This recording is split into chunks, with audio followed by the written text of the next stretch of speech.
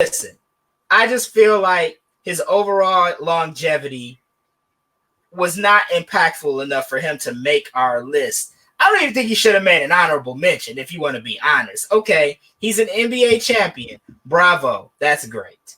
But other than that, he just doesn't. Other than being an NBA champion, getting the highest team award you could possibly get, other than that, he's okay, I guess. Yes, it's the pinnacle, right? Okay.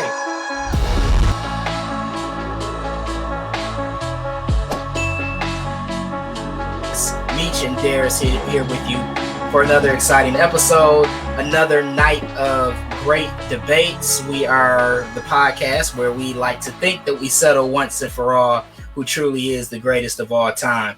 Thanks so much for tuning in, those of you guys that are listening live on Facebook, and of course those of you guys who will be checking this out on your various podcasting platforms. We certainly appreciate the love and the support. Darius, what's cracking? Are you ready for another episode of the GOAT Debate? Man, I am always ready for another episode of the GOAT Debate. And I believe, the last 2 weeks, if you guys have been following us in order every single week, we've been on one accord for the most part. Not tonight. We got a different story tonight. It's going down. Tonight. No, sir. Yes, as Darius alluded to, we have been on the same page the last couple of weeks. If you missed those episodes, be sure to go back and check them out. Last week, we discussed the greatest stand-up comedy specials of all time. And 2 weeks ago, we actually touched on the best cartoons of the 90s. So you can find those episodes anywhere that you find your podcast. But tonight's topic, we go to the world of sports, specifically basketball, more specifically the NBA.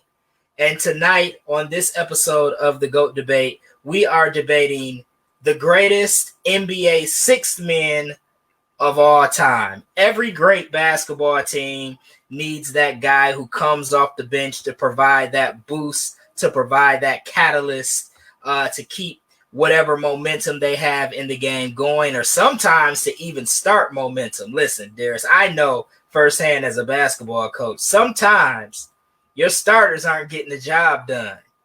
You got to go to the bench to get a spark, to breathe some life into your team. And in the NBA, we have witnessed and seen some of the greatest six men, the greatest bench players of all time, some greats, man. And so we're going to debate tonight who truly is the best six man. Mm-hmm, mm-hmm. Yeah, we're going to debate it. We're going to debate it all right. Yeah. And some feelings could get hurt, but, that's all right. Yeah. Yeah,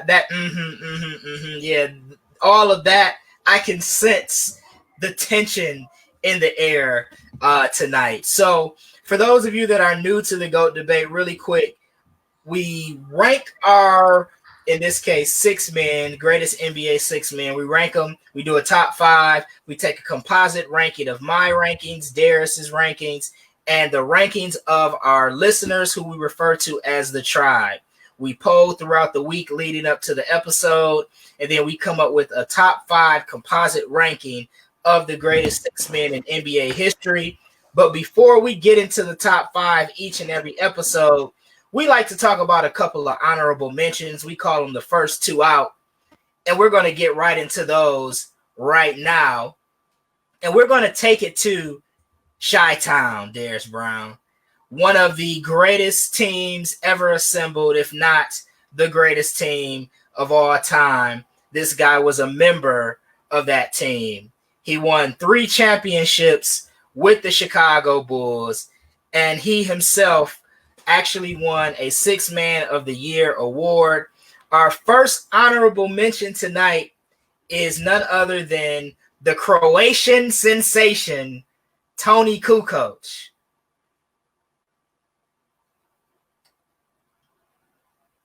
I think we We may have lost Darius there, or hopefully we didn't lose me. I know this has happened. This has happened before, but Tony Kukoc is our first honorable mention here on the GOAT debate tonight.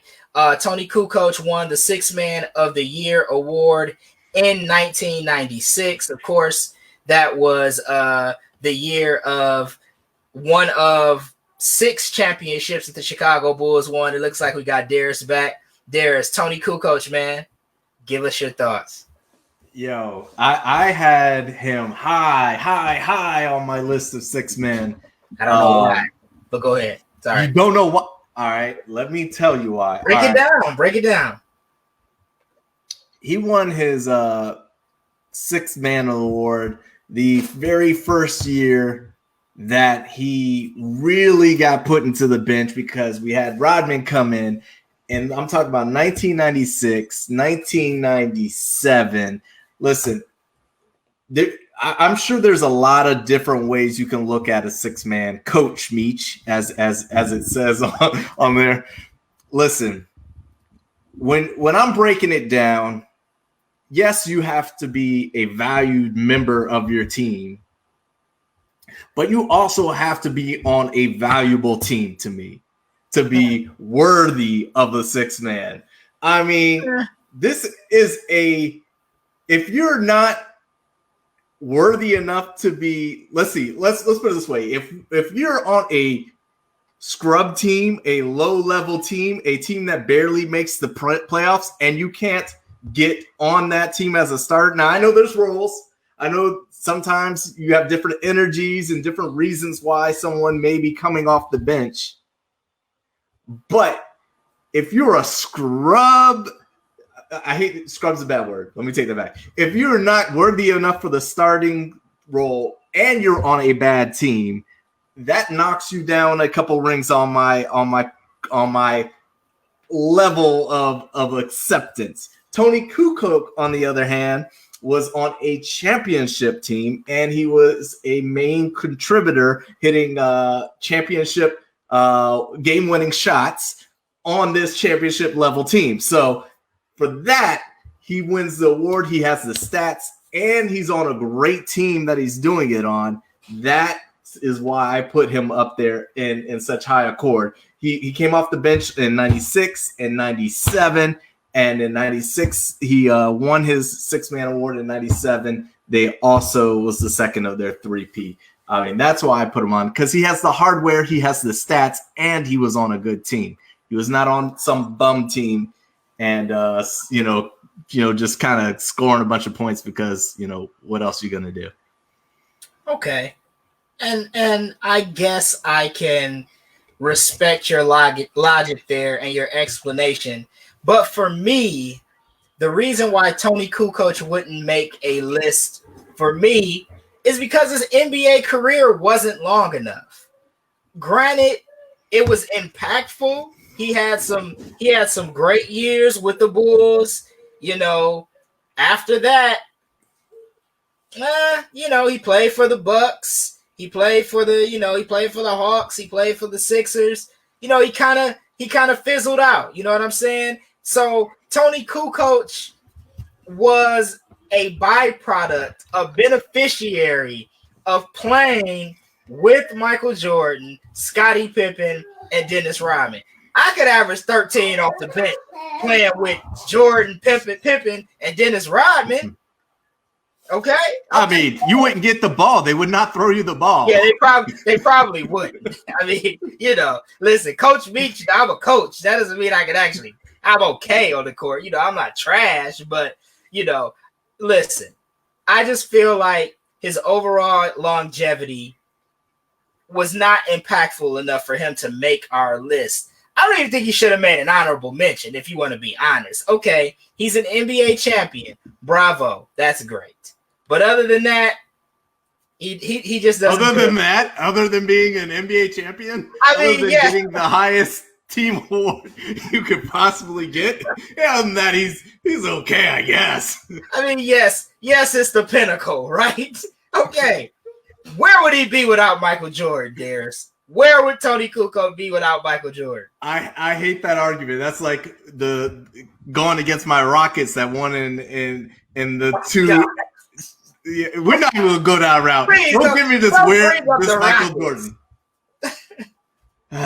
Move on, sir. Move on.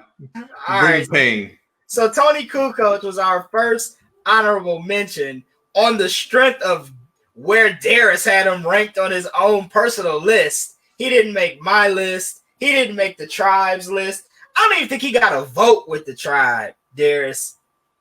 I mean, it was some random dudes like Bobby Jones got a vote with the tribe. Bobby Jones. Well, you're losing credibility here, so that's not the route you want to go. I mean, Bobby Jones sounds like the guy who repaired my car a couple of weeks ago. But no, Bobby Jones actually could ball. I'm being sarcastic, but Bobby Jones actually could hoop. I'm not even going to do Bobby Jones like that. Bobby Jones probably should have been on this list before Tony Kukoc. Stop. Okay. All right, I will. We'll stop.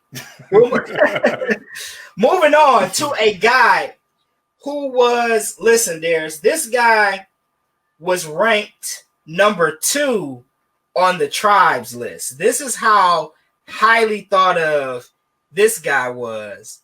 He didn't make either one of our top 5. And James points out, listen, I was dogging Bobby Jones. I got to put this stat up here because this is a great stat. Bobby Jones is the first man ever to win an NBA Sixth Man of the Year award. So, true. Hey, that's quality right there. So, moving on to our next honorable mention. This guy was number 2 on the tribe's list. He didn't make my list, and I'm going to explain why he didn't make my list. He could have. You may make an argument that he should have. He didn't make your list either. But we're going to take it to another great team of the 80s. Boston Celtic, one of the greatest Boston Celtics of all time. Our second honorable mention tonight, as we count down the greatest six man in NBA history, is Kevin McHale. Now, people might be outraged by this. People might be upset that Kevin McHale is actually not in the top 5. Listen, I just said it. He got the second most votes when we polled the tribe. The second most. But they weren't enough to make the top 5 because he didn't make either one of our rankings. We got a WTF in the chat room. We're losing credibility as a podcast, Darius. We're controversial. You explain why Kevin McHale didn't make your list, and then I'll go into why he didn't make mine. I had to take a deep pause on this one. Okay. Because I said I valued champions. Right? Right. He's a champion. He's got all the titles. He's got them all. He got a lot. Got a lot of chips. He got chips and dip. He's got a lot of them. He's got the championships. He was an all-star of the year. He won his first Sixth Man of the Year.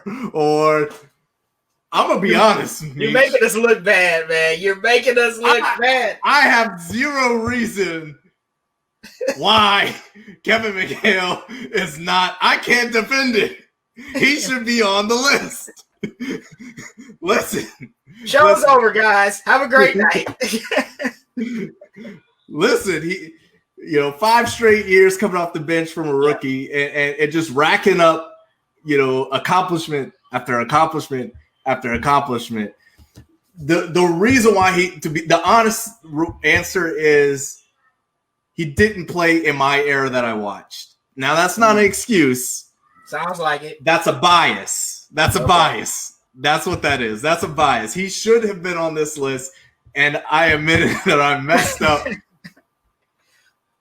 Okay. I've got nothing. I've got nothing. Darius has nothing. He's legitimately stumped right now. He has nothing. I'm going to explain to you why he didn't make the list for me. It was very, very close. I really, really debated putting him in my top 5. Yes, as some people stated in the chat room, Kevin McHale played over 900 games in his NBA career. He played more games off the bench than he actually did as a starter. If I'm not mistaken, he won 2 Six-Man of the Year awards. But for me, Kevin McHale's most impactful stats, numbers, awards, etc., came as a starter. Yes, he did come off the bench his first 5 years of his career. But you could make the argument, actually, there is no argument. He was the second best player on that team behind Larry Bird. And in some of those championship years, particularly after 85, he was a starter. He was the option number 2.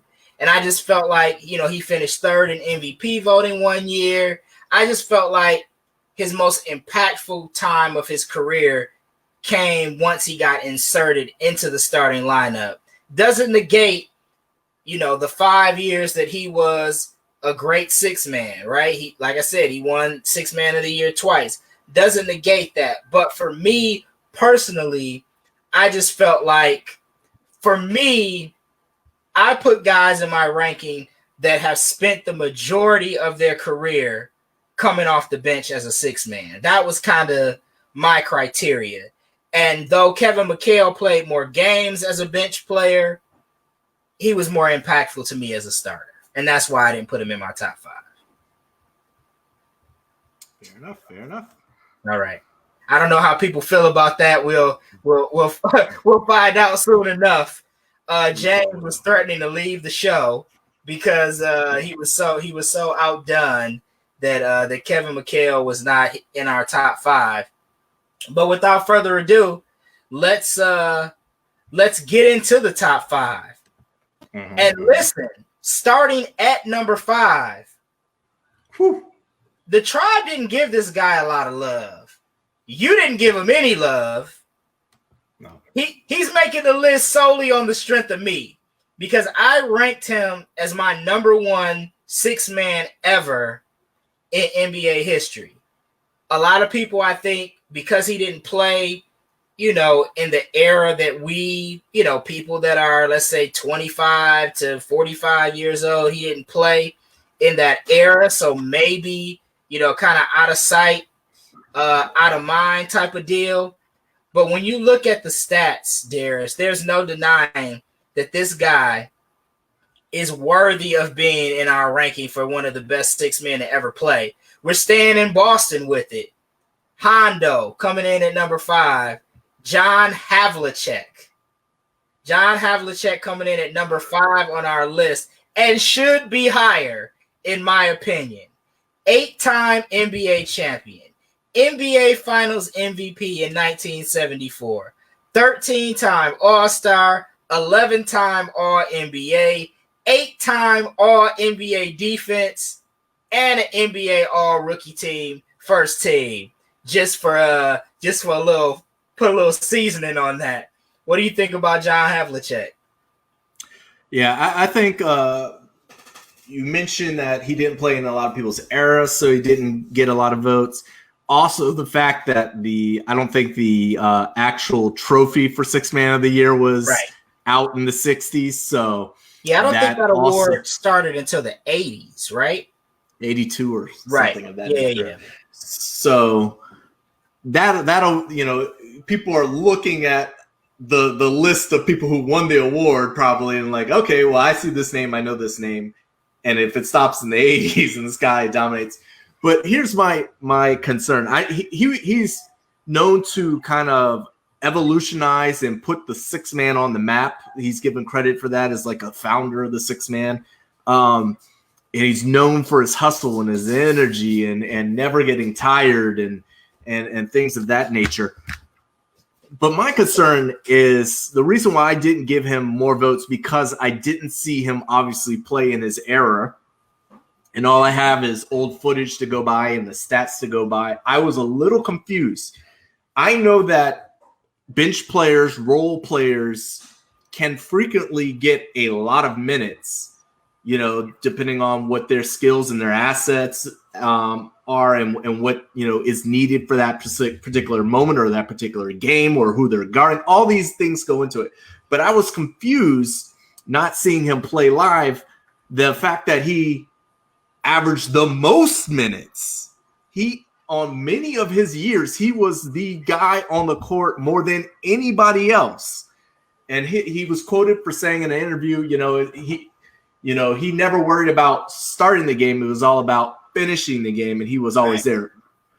But he was there for the entire game. He was like in the NBA Finals. He never came off the floor. So I'm like, is this guy really a six-man? I know technically he didn't start the game, so that made me like I was confused about his positioning on the team. If he wasn't coming in as a role player, he seemed to be more of a a foundation than a role player. Sure. So that's why I didn't give him as much love, or any love in this case. Well, think about it. I mean, just because you're a six man, I mean, we've already shown some examples. Kevin McHale was not a role player. Kevin McHale was a star. Bird was the superstar, but Kevin McHale was a star. John Havlicek, I guess we could probably categorize him as a superstar. Right. Coming off the bench. So, and some of the guys we're going to talk about a little bit later, we could state cases that these guys, were definitely stars in the league. They probably were a little more than, say a role player. So I don't know that just because you're a sixth man, that the title role player has to be what your title is. You look at teams today, like, you look at the Golden State Warriors, for example, when Andre Iguodala was the sixth man. Andre Iguodala was in the game at crunch time. Andrew Bogut. And that's okay. Yeah, but it throws me up when you play the entire game, though. Yeah, but Iguodala probably played more minutes than, say, Bogut, who started. Right? You probably saw Tony Kukoc in on those Bulls teams. Depending on the scenario and the situation, he probably was playing at crunch time. We know what Kevin McHale was doing. He was getting minutes. Right. So that's suspect for me too, because I know it doesn't. I deem that as a role player's award.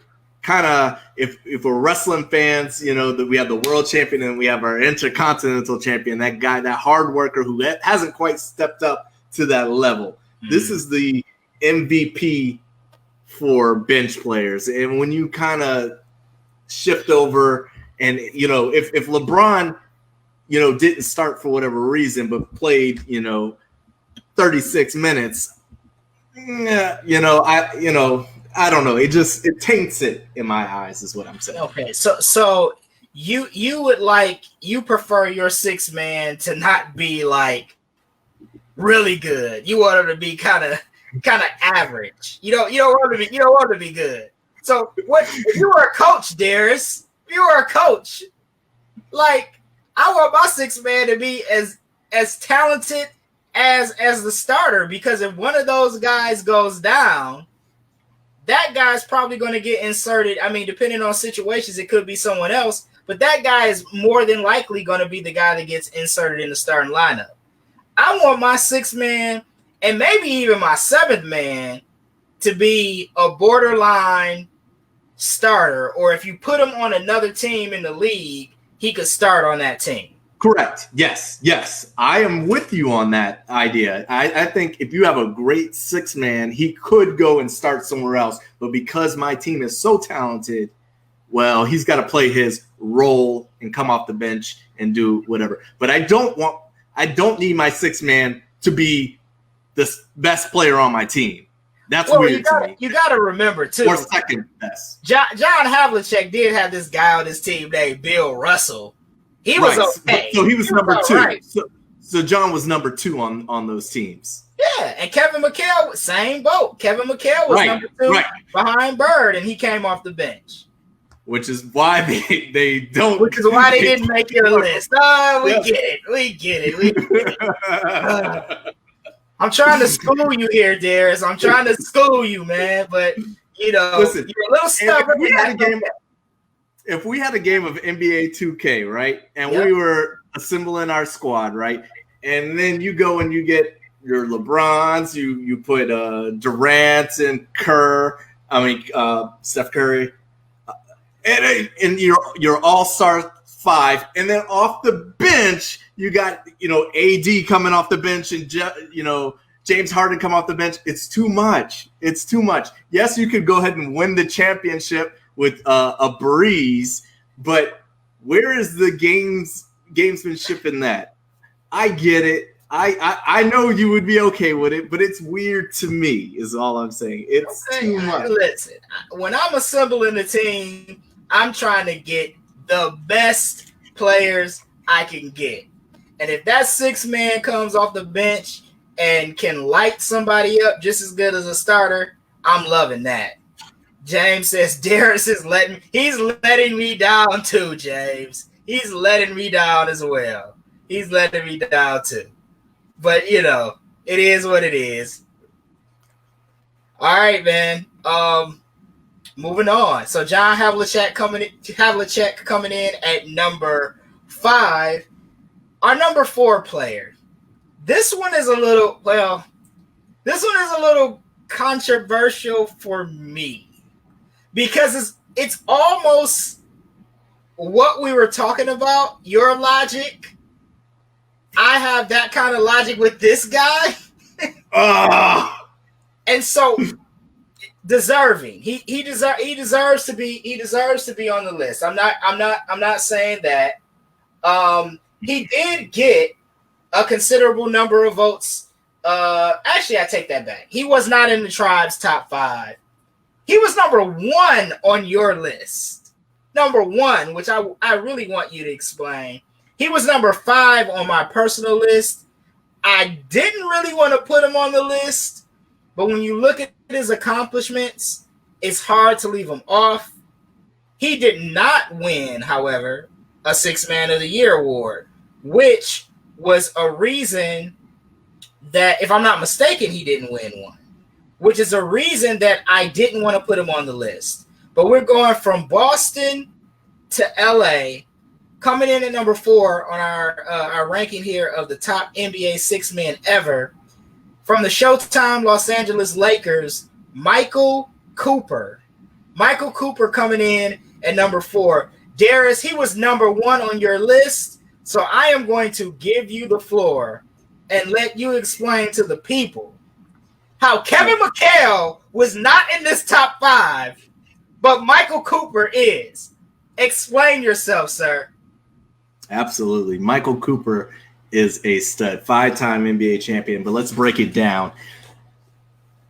In 1986, he won the Defensive Player of the Year award from the bench as a 6-man,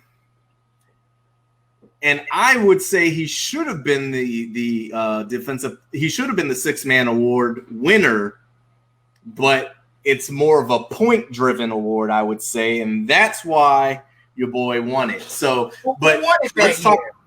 Who won it? It was was it Bobby? It was in '85, right? So, Bill Walton. No. Go ahead and keep making your point. Okay. I'll look it up. All right, so 86, 87. I think it was Bill Walton. Nope, it was Ricky Pierce. Ricky Pierce, that's right. Oh. Ricky Pierce won it. Ricky Pierce was a stud. Yes, Ricky Pierce was buckets. As the kids say today, Ricky Pierce was a bucket. Yes, he's a very good player.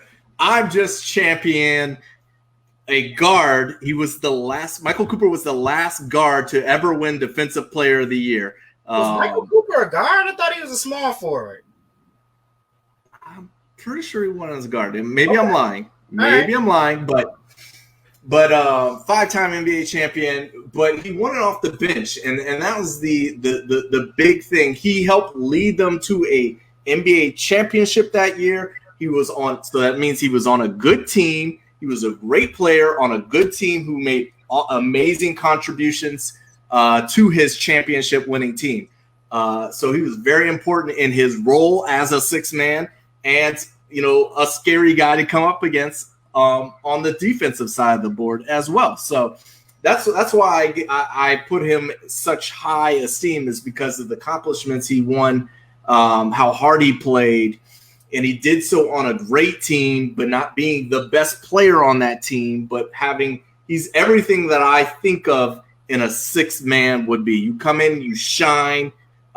He did more than that and held his own. So for that's why I kind of gave my praise to Michael Cooper. Yeah, I mean, listen. I put him on my personal list. I slotted him at number 5. He ends up coming in at number 4 on the composite ranking.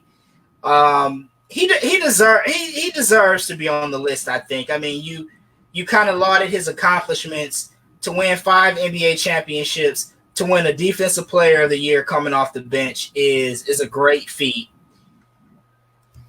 To be an 8-time all defensive player coming off the bench is great. He only averaged about 8 points a game in his career, just under 9 points a game in his career. But he was on a team where he didn't really need to score the ball. They had Magic, they had Kareem, they had Worthy. This was a team that just needed some quality role players coming off the bench. Michael Cooper was one of those guys. Michael Thompson, father of Golden State Warriors guard Klay Thompson, was another one of those guys. And they were just a solid team. And Michael Cooper, he fits that mold that you were describing of the true role player. He didn't score a ton coming off the bench, but he gave you great defense. He gave you great hustle, and he was a capable scorer. Well said. Well said. Yeah. So I don't know that, gun to my head, who am I putting on the list of best six men, Kevin McHale or Michael Cooper?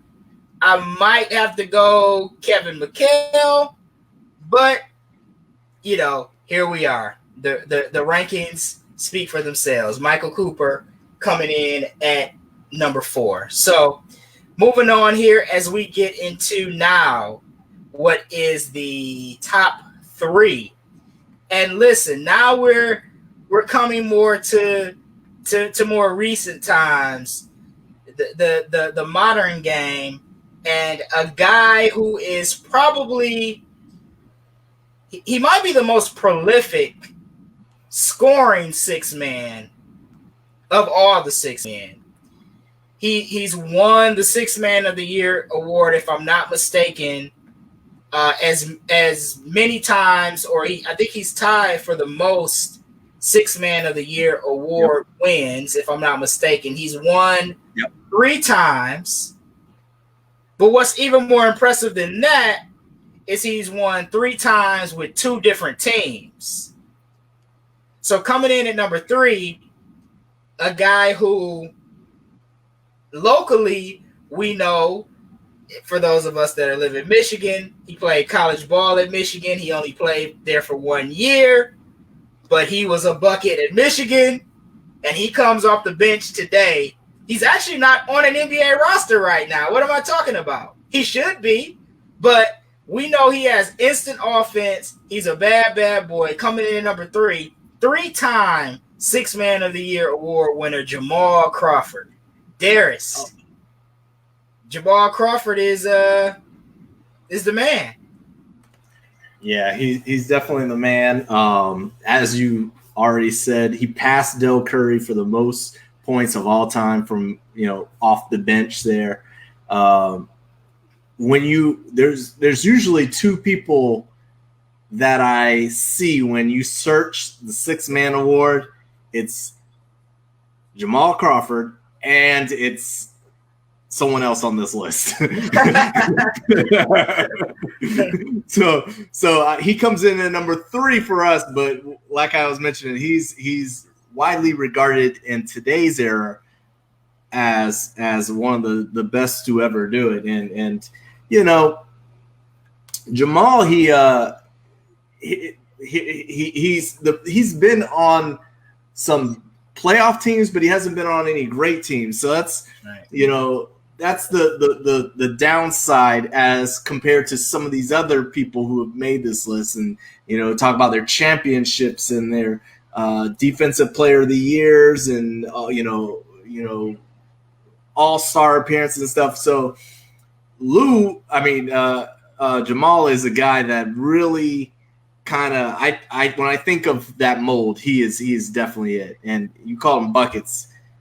I mean, if he ain't in the league, you know, I guess they can't pick him up with this rebooted makeshift. They can. He can still get on. They can pick him up, but will he get signed? I guess is the question. But he can be signed. Well, all right. Let's see then.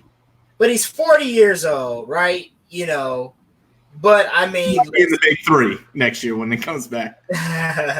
Yeah, but I mean, the last season that he played, you know, he played 64 games for the Phoenix Suns, and he averaged about 8 points a game. He played about 18, almost 19 minutes a game. And that was the first season since his second year in the league where he didn't average at least, you know, double figures. But I mean, this guy coming off the bench, he's had, you know, a 20 point per game season, you know, 19.6, 19.7, 18.6, 18. I mean, this guy coming off the bench, instant offense. He's the oldest player in NBA history to score 50 points in a game, and he's the only player to do it with 4 different teams. Most of the time, your NBA journeymen aren't as prolific, you know, when it comes to scoring. But Jamal Crawford, it seems like no matter what team he played for, whether it was the Knicks, whether it was the Hawks, whether it was the Clippers, he was instant offense and one of the greatest 6 men to ever do it for sure. Yes, sir. Yeah. So like I said, Crawford, oldest player to score 50 in a game, 50 point, you know, first player to have 50-point outings with 4 different franchises, and the most points ever, 51 points as a reserve, which is crazy. And he's the all-time leader in NBA history in 4-point plays. Little known fact about Jamal Crawford. So, which James actually just threw up in the chat room. So he knew that stat as well. But yeah, man, Jamal Crawford, can't take anything away from him. He's one of the best when you're talking about 6 man. So moving on here to number 2. And when we talk about this guy, we might be talking about the reigning king of the 6 man, right? This guy, we talked about Jamal Crawford being a 3-time NBA 6 man of the year award winner. This guy also is a 3-time 6 man of the year award winner. We're talking about Sweet Lou Williams, another guy that is instant offense. There's Lou Williams coming in at number 2 on our list of best 6 men. Yeah, and he was that guy I was referencing. It's Jamal Crawford and Lou Williams. I often tongue-tied when I'm talking about either one of them, you know, slipping in and referencing the other. But, I mean, that's when I was giving I gave all my stats that he's the most scoring. I believe that's Lou Williams, not Jamal Crawford, is the most points off the bench. Or did I mix those up? No, he in March of 2019, as of March 2019, he's the NBA career leader in points off the bench. Right. Yeah. So and he's on a solid team now, so he fits my criteria of being on a good team with the Clippers. You know, they may win themselves a championship should things come back, and he can finally add that to his list of accolades, because he was highly recruited coming out of high school, and you know, Mr. Georgia basketball and the prep player of the year, Naismith prep player of the year. So he's been balling since he can, you know, pick up a basketball basically. And I just that's why I'm hoping that the Clippers go ahead and get this ship for more than one reason, but just to solidify him, and then, you know, his stock will rise even more as he can finally call himself an NBA champion.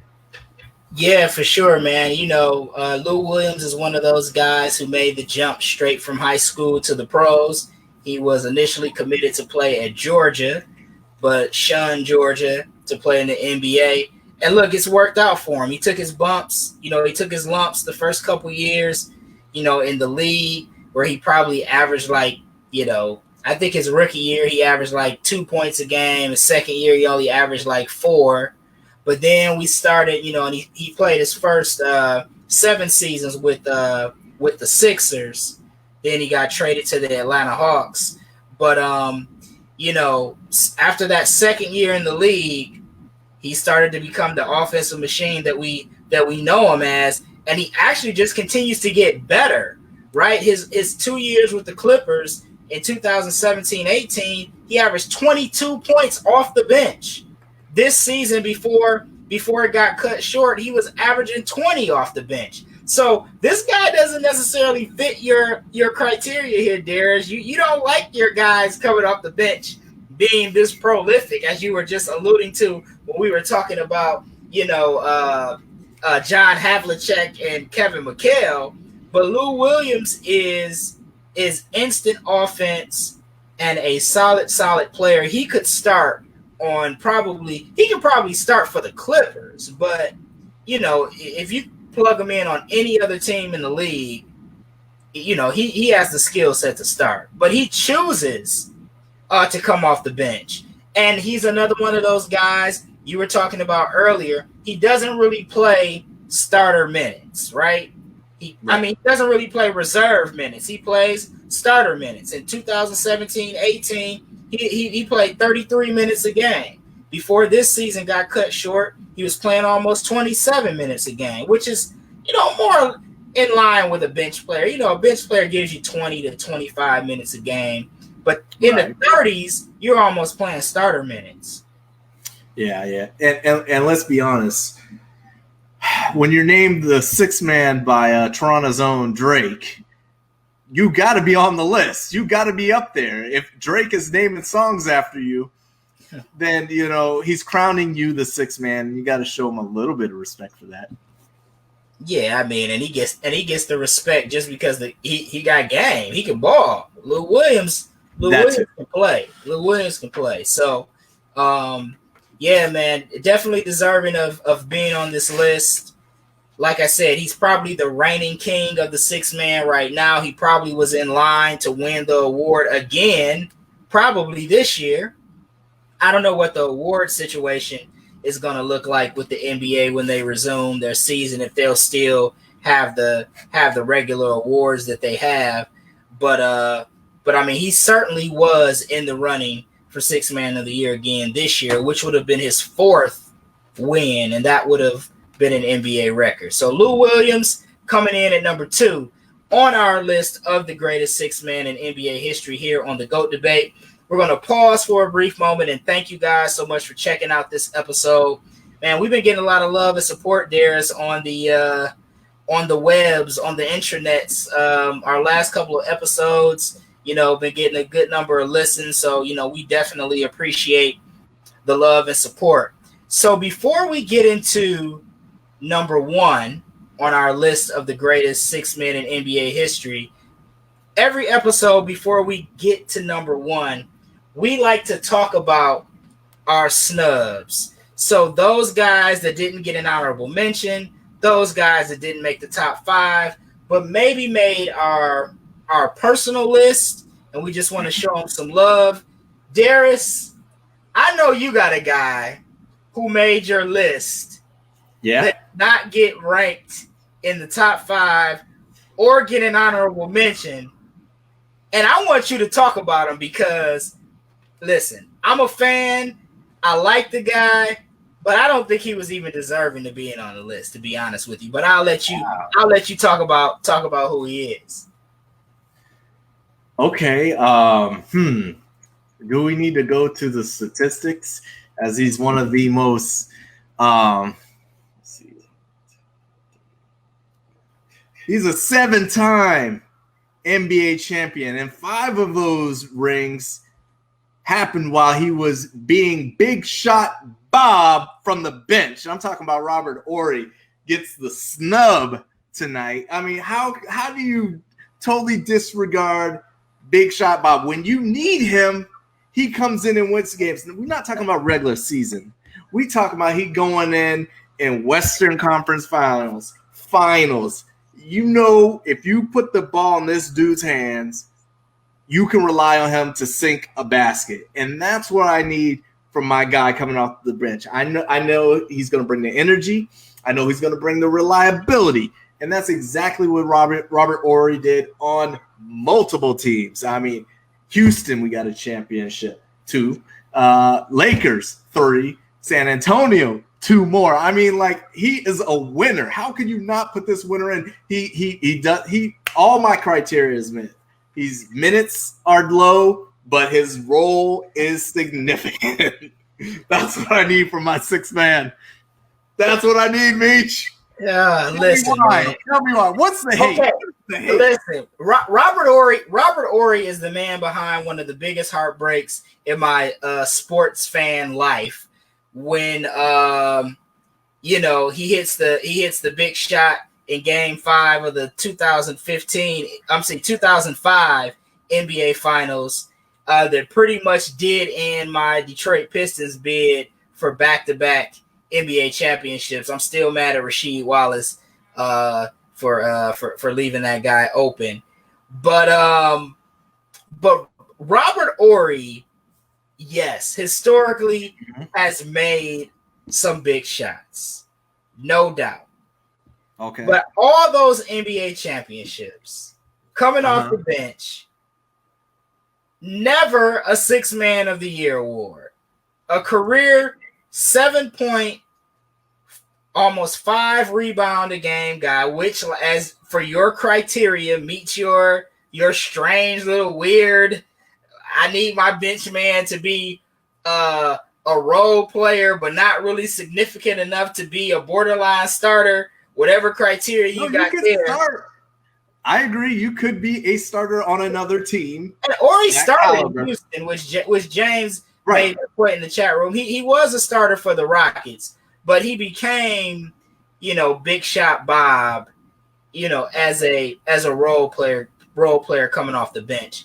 I just think from a statistic perspective, he did not. I don't want to say do enough because he's made some big shots, but statistically speaking, he's not top 5 6 man for sure. You can't say that. Look at the guy. He's not better than any of the 7 I did guys. say that. What do you mean? You can't say that. I did that. He's number 4 on your personal list.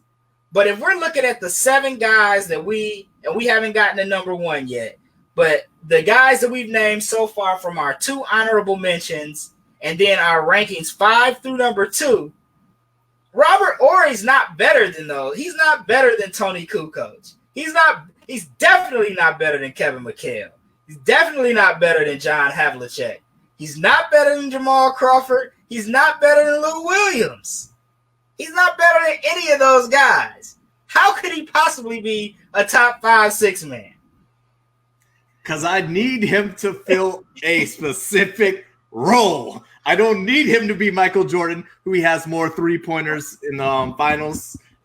Just to throw that in there. But I don't need him to be Kevin Durant. I don't need him to be anybody other than a guy that I can rely on to James, I'm about to block you, man. The 25th, dude. Here's the crazy thing. People talk about, oh, this guy's not great because he hasn't won any championships. When you win championships, oh, you're not great because of something else. Listen, give this man his credit. He's done well, and he did well when he needed to do it at the crucial points, and that's all I ask. That's all I ask. I don't think championship, when you talk about sixth man of the year, I don't think championships, yes, they're great, right? It's a plus. It definitely adds to the resume, definitely adds to your pedigree. I don't know that when we're talking about all-time great players, MVP caliber players, yes, NBA championships are vitally important. But I think when you're talking about, as you like to say, a role player, a sixth man, we're really talking about guys who were prolific, whether they were on winning teams or not. You have a high standard, and I get it. You like guys that average 8 points a game, but win 5 NBA championships riding on the coattails of, I don't know, Hakeem Olajuwon, Tim Duncan, Shaq, Kobe. I mean, come on. I need you to be good enough to produce when needed on a great team rather than score 1,000 points on a sorry team. Answer me this question. If Shaq or Kobe gets hurt, can Robert Horry be inserted in the lineup and make up for that production? If Hakeem Olajuwon or Clyde Drexler or anybody on the Rockets team, I don't think Clyde Drexler's on the championship teams, but so Hakeem Olajuwon or Kenny Smith or Mario Elie or any of those guys, if they get hurt, could Robert Horry make up for that production? If Tim Duncan or Tony Parker or any of those guys get hurt, can Robert Horry come in and make up for that production? No, he cannot. The answer is no. Now, could he come in with maybe a couple other guys and collectively do it? Yes. But guess what? If Larry Bird get hurt, Kevin McHale can still get you 25. If Paul George get hurt, should have been a starter. Lou Williams can still get you 22. If whoever insert player that Jamal Crawford played for, got hurt, he could come in and get you 20. Yeah, but if you ask me if I want prime Lou or prime Big Shot Bob in the finals, bruh, I'm not taking Skip to my Lou. What? I know that's the wrong ball player, but that's okay. I'm taking Big Shot Bob. I need the guy who has the wherewithal to do it. I haven't seen that out of any of those guys. Why? Because they can't get past the conference semifinals. If you're not, you're talking about how great they are. Well, if they're so great, why can't they get out the semifinals? If they're so great, if we could put them on the court, and a lot of the guys you mentioned, they're averaging 142 minutes in a 40-minute game, and they still can't produce. I mean, come on. Of course, you're going to have all those points if you're in the game for 30 minutes. Big Shot's he's only there, for a cup of coffee, get a shot, and then go back and put on his sweats and camp out. He's cool. Robert Horry, every team he won his 7 championships with, he played with 1 or 2 Hall of Fame players. Of course, he could just come in there and make a shot. That's all he needed to do. That's it. Knock down a J every now and then. He played with Kobe. He played with Shaq. Mm-hmm. He played with Tim Duncan, David Robinson, Tony Parker, Hakeem Olajuwon. Right, and if you ask Shaq has said on his podcast numerous times he couldn't do it without Big Shot Bob. Okay, yes, because that's the right thing to say. Okay, listen, it's free agency. When's the last time Lou got picked up on a great team? First of all, his price tag is probably a little too high. Because Lou Williams is a prolific scorer. Like, you could sign Robert Horry on a 2-year, $5 million contract because he's only going to get you 7 points a game. He's going to hit a couple threes in the game. And yeah, they're going to be timely. Don't get me wrong, because Robert Horry has hit some big shots. But Lou Williams is a 20-point per game scorer. So he's going to get a little more bread than Robert Horry's going to get. That's true. I mean, it is what it is. And I mean, Lou Williams plays for the Clippers right now. You just mentioned that he's on one of the best teams in the NBA presently, the LA Clippers. He has a very good chance of winning the NBA championship this year, although I think the Lakers are going to win the West. But he has a very good chance, and we'll see what happens. But Darius, Robert Horry. Okay, all right. Let's go on to the Tribe snub. This guy came in at number 5 on the Tribe's list. One of my personal favorite role players. I wanted to put this guy in my top 5, but Michael Cooper's accolades were just a little bit better than his, so I couldn't do it. I didn't want to have the hometown bias. I really wanted to put this guy on my list. But he came in at number 5 on the Tribe's list, and so I'm going to count him as a snub tonight. Listen, there is no better nickname for a six-man coming off the bench than the microwave. That is the perfect nickname for a guy, because listen, this guy, instant offense. The snub representing the Tribe tonight is 2-time NBA champion with my beloved Detroit Pistons, Vinny the Microwave Johnson. Listen, Vinny Johnson, statistic-wise, his stats are better than Robert Horry's. I'm just going to put it out there. He played most of his career. He played his first 3 seasons with the Seattle Supersonics, where he was kind of just he was just an average player. His second year with the Sonics, he averaged 13 a game. He only played 7 games for the Seattle Supersonics in 81-82 before he got traded to the Pistons. And he played with the Pistons from, 81 to 91. Then he played 1 year with the Spurs and retired. But every year, every full season with the Pistons, with the exception of one where he averaged 9.8 points a game, he was a double-digit scorer for the Pistons. 82-83 was his best season in the Pistons uniform. He averaged 15.8 points a game. Of course, in the 2 years that the Pistons won the NBA championship, which was 88-89, he averaged 13.8 points a game. And then in 89-90, where they won their second consecutive NBA championship, ironically, that was his lowest points per game average with the Pistons at 9.8 points a game. But in the NBA Finals, Darius, you talked about Robert Horry in the NBA Finals.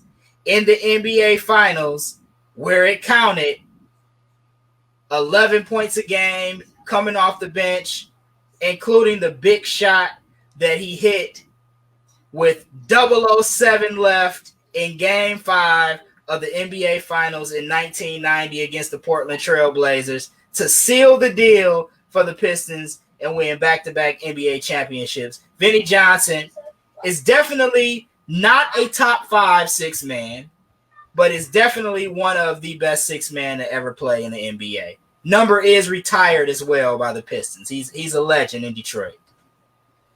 I'm pretty sure you voted for him as under your burner account a couple of times. No comment. All right, man. So look, I got one more snub. My snub before we get into number 1. Mm-hmm. So technically speaking, Darius, because I'm so good with these rankings, I don't want to toot my own horn, but all my guys made the top 5. So all 5 of my guys made the top 5. But I do have a guy that I want to talk about who I toiled with putting at number 5 because He was a 2-time Six Man of the Year award winner with the Indiana Pacers. He had a prolific career. He played with Indiana. He played with Seattle. He played with Portland. Detlef Schrempf gets an honorable mention tonight. And my daughter's interrupting the podcast right now. Detlef Schrempf gets an honorable mention. Go ahead and touch on Detlef real quick while I address these issues. Address those daddy issues is what's going on. Yeah, I mean, he was on a solid team. I'm trying to remember. I'm sure James knows. James has all the stats, but they had some of the best, the Supersonics that last year before they sent Sean Kemp off to blow up to 1,000 pounds in Cleveland. The Supersonics had an awesome team, and he was a part of that like three-headed monster with Kemp and Peyton and I want to lie and say he was on the NBA Jam version. I don't know. He might have been. I think he was. But yeah. But he was just a solid player and very reliable. And you know, all stars all around, and you know, who can't, you know, I don't know if he makes my list. Right. He definitely doesn't make my list, but he's one of the guys that's he's in the conversation. Yeah, and I think a reason that he probably doesn't make the top 5 is kind of the same reason that I gave for Kevin McHale. He won his 2 Six Man of the Year awards early in his career. He was playing for the Indiana Pacers, so he was on those, you know, those Reggie Miller teams that were battling the Bulls. Then he moved on to Seattle, where they were battling the Bulls, you know, in the NBA Finals. When he moved to Seattle, though, he became a starter. So he was no longer coming off the bench like as he was in Indiana. So, but Detlef Schrempf, man, was a solid player. I think he doesn't get enough recognition when you kind of talk about, it's particularly with players that migrated from overseas and had solid NBA careers. You know, before your Dirk Nowitzki's and before your, you know, Lukas and all of these guys that you see now. You know, Detlef Schrempf, you know, he's from Germany. He's one of those first guys to come and have a great career. Yeah, and the thing about it, like, he won his back-to-back, which only a couple other people did. Kevin McHale did, and Lou Williams did. But right after he won that second one, I guess Indiana was like, maybe this guy's pretty good. We need to get him off the bench and put him in the starting lineup. So he did start a lot of games, 60 out of the 82 in his last year in Indiana before, as you mentioned, becoming a legit full-time starter with the Sonics. Yeah. So definitely, you know, Detlef Schrempf, for me, one of the best six man ever as well. Again, not a top 5 guy, but, you know, again, worthy of a snub recognition. You know, James pointing out some great things here in the chat room. Detlef Schrempf was 6'10" and could fill up everything on the stat sheet. Indeed, he could. You know, again, when you talk about, I talked about the foreign, you know, aspect, being one of those first guys to come over. One of the first guys with the size that could shoot from the outside and was agile and all of those things. I mean, Detlef doesn't get a lot of the recognition that he should, as I mentioned a little bit earlier. But shout out to Detlef Schrempf. And now we get to number 1. The best six man in the history of the NBA, according to our GOAT debate composite ranking. He is a unanimous selection. He was number 4 on the Tribes list, and he was number 2 on my list and your list, but his composite points were good enough to make him number 1. I think Charles Barkley may say his name the best. Ginobili coming in at number 1 on our list of the greatest six man in NBA history. San Antonio Spurs legend Manu Ginobili. You mentioned folks from overseas in Europe coming in and making a splash in the NBA, and man, Manu definitely did that, and he was a starter, off and on during the championship era for San Antonio, but he won his first six man the year he went to the bench. I guess he had some things to prove, like, oh, you're going to put me on the bench, but he really, he did eventually get back to the starter for a brief time, but spent the remainder of his career as a bench player. And I mean, he's got all the accolades you could ever want, gold medals and, third team, all NBA, all-star, NBA champion. And he's just one of those reliable guys on a championship team that, when it comes crunch time, he's gonna help you win some games. Yeah, definitely. We got a little controversy in the chat room. What? We're getting some boos. We're getting some WTFs. We're getting some Ginobili's not number one. But listen, man, we can debate, which is the name of the game here on the Go Debate podcast. We can debate where Ginobili should be ranked on this list, but no doubt Manu Ginobili is top 5 6-man ever in NBA history in my mind. I mean, he won 6-man of the year in 2008. He's a 4-time NBA champion, 2-time NBA All-Star, 2-time All-NBA third team, All-Rookie second team. I mean, his European accolades are through the roof. The Olympic medals, as you alluded to. He's probably, of all of these guys we named, because he had an international and an NBA career, is probably the most accomplished guy in our ranking. I just don't see how we could deny Ginobili. Number one, we could debate that. We could discuss it. But tonight, he's the GOAT. Absolutely, and I think much deserving. He didn't win as many as some of the other people on our list. He was nominated again. Was third in the running in the 13-14 season that they won the championship. So he doesn't have a lot of 6-man awards, but he was ever present and made his presence known when it counted. So.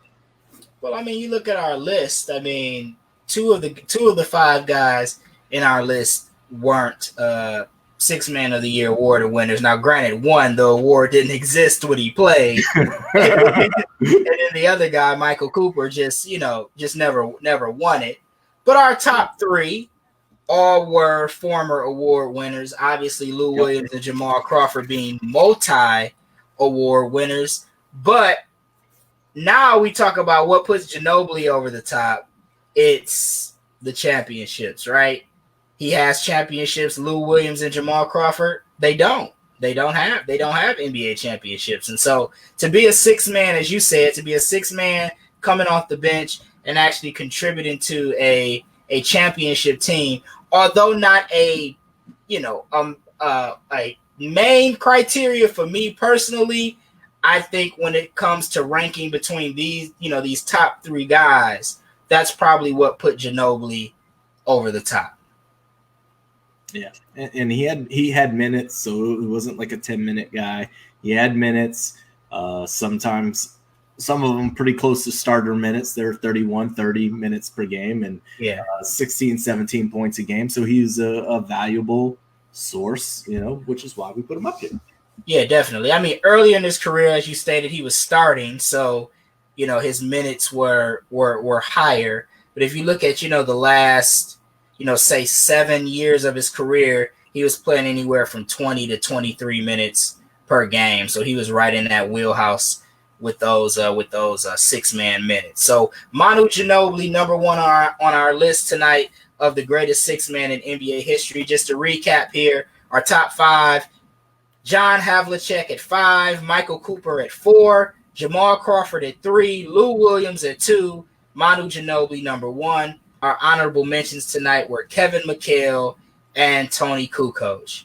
Well, we want to thank you guys so much for listening to this episode of the GOAT Debate Podcast. We appreciate the love and support. Be sure, if you have not already, follow us on social media. If you're watching live, you can see our social media handle right there on in front of Darius's body there. It's a GOAT underscore debate. You can find us there on Twitter and Instagram. Search the GOAT Debate Podcast on Facebook as well as YouTube. But of course, if you haven't, again, follow us, please. Download the podcast episodes. If you're checking us out, give us a review. Let us know what you think. We're always looking to get better and to grow, so let us know that.